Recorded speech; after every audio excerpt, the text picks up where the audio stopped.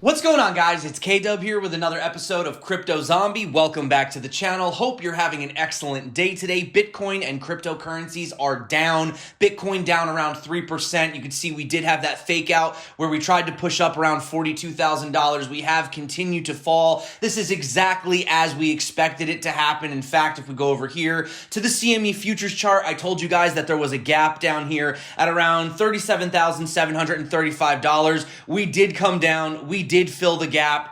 This shouldn't be any type of surprise. I said the possibility for this happening was very high, especially by this weekend before we end up putting in another gap yet again. So what is going on with Bitcoin? Are we looking for a massive rebound, or are we looking for the mother of all dumps? Now, these are not my words specifically. These are the words of Michael J. Burry. He is the main character if you've seen the movie The Big Short. So no, it is not clickbait, my friends. He does, in fact, believe that crypto is due for the mother of all crashes, and we'll talk about that in a little bit. I would like to have a look at the charts, whether or not we really just should be preparing for a major downturn. You know, people saying stocks are like, you know, getting out of hand. Everything's getting out of hand. We've seen lumber falling, right? So is crypto next? Well, we did just have that 54% pullback. So we're going to talk about what is going on in the charts today super quick. Today's video is going to be very short. Make sure you watch it all the way to the end. We're going to pack it full of information.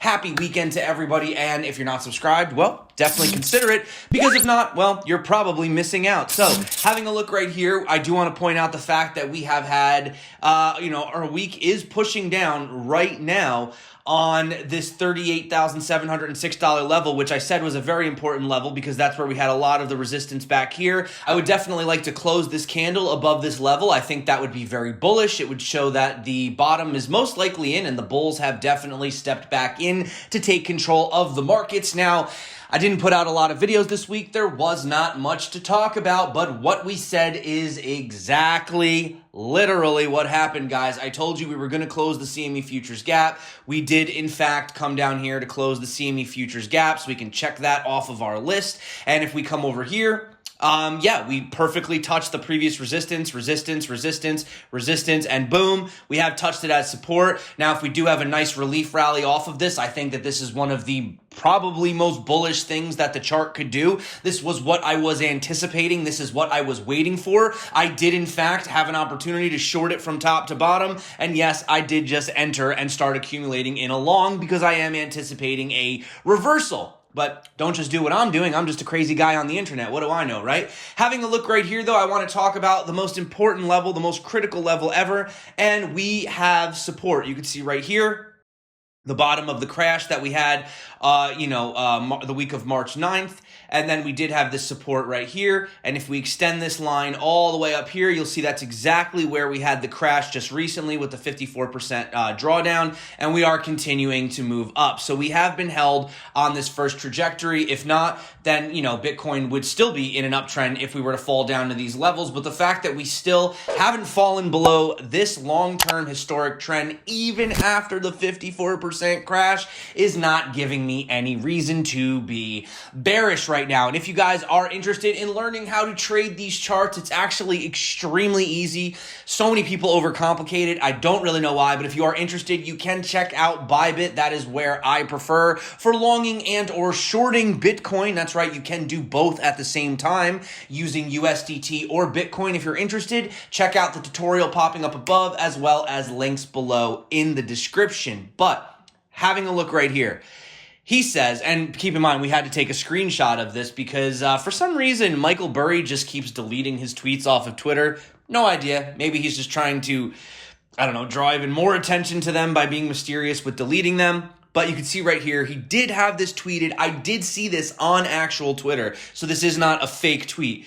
He says, the problem with crypto, as in most things, is the leverage. If you don't know how much leverage is in crypto, you don't know anything about crypto, no matter how much else you think you know. All hype speculation is doing is drawing in retail before the mother of all crashes. FOMO parabolas don't resolve sideways. When crypto falls from trillions or meme stocks fall from tens of billions, Main Street losses will approach the size of countries. History ain't changed. So the interesting thing actually is if we go over here, for example, and I do want to, we'll talk about this death cross for a little bit. Actually, let me open up a new, let me open up this one over here. I actually want to look at BTC USD shorts. Where is this on Bitfinex? Haven't looked at this in a while. I think it's down here. Here we go. BTC USD shorts. Now, if you have a look recently at how crazy this has been getting, let me actually go to daily right here. So ignore the market cipher at the bottom. So you could see that the shorts, I mean, like literally guys, look at this. Look at these shorts, look at these shorts, look at these shorts. Now look at them right here.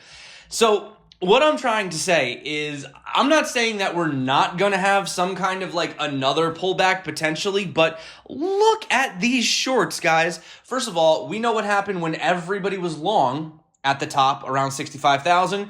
We had a 54% crash. We had a long squeeze, right? What do you think is going to happen to these guys right here? Do you honestly think every single one of them is all just going to win? No, I think minimally, even if we are due for some kind of a massive crash eventually, I do see more of a pump in the short term, especially even just to have a bit of a short squeeze to just sort of clean out all these shorts, because honestly, everybody's just been so unbelievably bearish lately after we had the crash that honestly, I think it would be time to have that pump, even if it is the exit pump, in order to throw everybody off, freak out the bears, freak out the bulls, right? So for me personally, I'm not really going to be bearish at these levels, because we did confirm the resistance flipping support. So unless that changes, you know, I could change my mind. But, you know, ultimately, like I said, I do want to still close this week above the $38,100 level. So that is also something I'm keeping my eyes on. But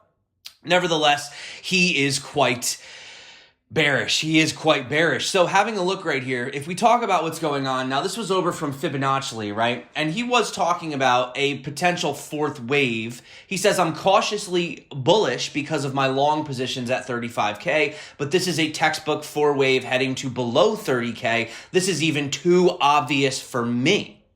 Whoever shorted 41,200 will defend that short with all they've got. Buyers must take Bitcoin above $41,200 or more blood is expected. Now, as he pointed it out, everyone is looking for this. Even, you know, Michael Burry is looking to say that it's going to crash. You have Bitfinex shorts going absolutely through the roof. I mean, it's literally mind-blowing. You saw the chart. We've never seen shorts that high over on Bitfinex ever.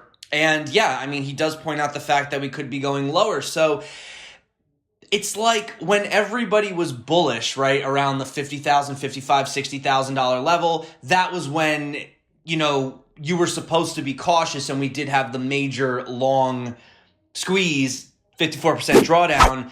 But now everywhere you're looking, everybody's bearish. And it is a little bit strange that we do keep getting all of these green dots and blue waves crossing up, and yet at the exact same time, we're getting these manipulation X's. So I do have to keep my eyes on that. You know, you never know what the whales are up to in the background. But that being said, it does appear as if after this drawdown, you know, from top to bottom, we did have a wick up here. Bitcoin has fallen about 10%.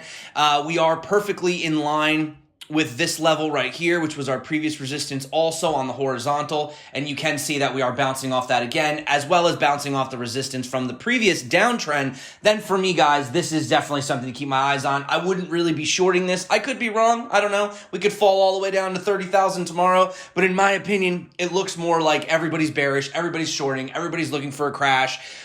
You know, but yet on the charts, we've literally had double snake eyes down here and a dot. Yes, we've had the double, you know, manipulation X's, but personally, I would be, I mean, look at this RSI. Look at how oversold this RSI is. So personally right now, I am in a long right now, and that's the position that I'm going to hold, right? But, you know, don't forget, guys, Bitcoin has died 420 times. So what's another time to add to the book, right? So let's talk about some good news and then let's get on out of here. So after 6 months of trials, the BBVA Switzerland has announced the launch of Bitcoin trading for its private clients. The recently published press release says that the second largest bank is Spain. BBVA is now offering the first service for cryptocurrency trading and crypto custody to all its private customers in Switzerland. Also, Miami's mayor lures Chinese Bitcoin miners with cheap nuclear energy. This is a little bit interesting of a title, right? The city's mayor, Francis Suarez, said he's working on lowering the cost for electricity in order to attract more miners to the region. He said, quote, "We are talking to a lot of companies and just telling them, hey, we want you to be here. The fact that we have nuclear power means that it is very inexpensive power." Although he does admit that the current prices are somewhat higher than those in China, he did promise to work on lowering the costs as much as possible, as miners want to get a certain kilowatt price per hour. He said miners who indeed relocate to Miami might receive additional benefits, including crypto-tailored enterprise zones. They operate as areas in which the authorities offer tax concessions, infrastructure incentives, and scaled back regulations to encourage investments and create jobs. And finally, guys, I don't know if you saw this story. I just want to throw this at the end. Looks like good old Cuban got rug pulled. So apparently he invested in this thing, iron titanium token. He was talking about some insane APY. It was like 526,000% or something. Looks like the token fell from $60 to about zero in 24 hours. So, yeah, I don't know. I mean, you know, people want to buy these shit coins. They want to invest in these shit coins. They want to yield farm with shit coins. I don't know what to tell people anymore. Do what you want. You know, you tell people about these tokens and, yeah, they just want to make money faster. Bitcoin isn't good enough. Ethereum isn't good enough. You know, you got to go into these high speculation risks, and apparently even billionaires are not safe. So don't really care to follow up too much on this story. Not really interested. This happens. It's crypto.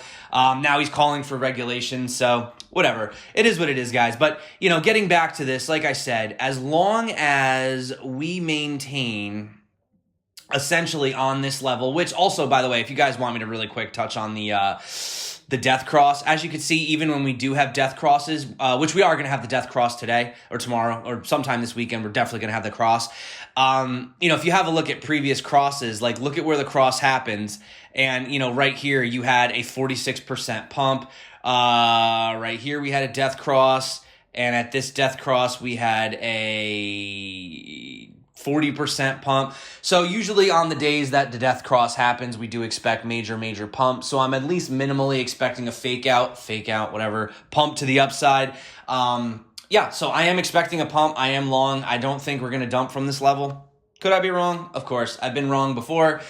We still could be looking for the mother of all crashes eventually, but I don't see it happening right now. I think we're still going to have to get back up to probably around the 55K level.